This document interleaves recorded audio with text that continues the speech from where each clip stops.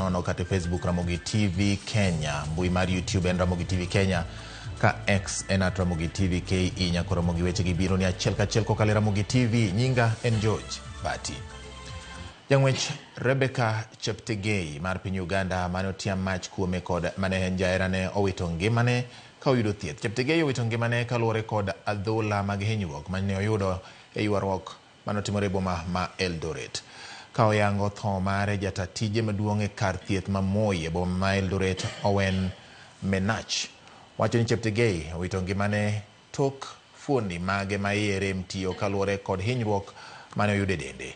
Jang'wechno ma nopiem e ng'we mag Paris dwe mokadho nogol lipot ni ne owang' kendo nowang' gi jahera mare machon. Owito ngimane tok apisas mag ng'wech kotelnegi kod Peter Tum golo chik mondo dare nyaka e boma ma Nairobi ne thieth mong'ith. Multi-organ failure, right? So we had kidney failure, we had cardiovascular failure. So most of our systems actually failed following the burns.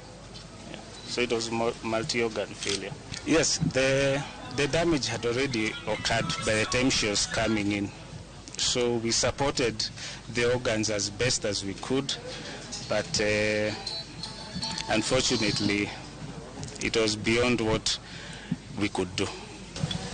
Huyu kijana imekuwa ni mtu ambaye si mzuri, akiwa akiindainda mtoto. Tumepeleka maneno kwa mapolisi, iliingia kwa DCI, lakini sasa serikali hawakuchukulia kwa haraka ili kumuokoa maisha ya mtoto.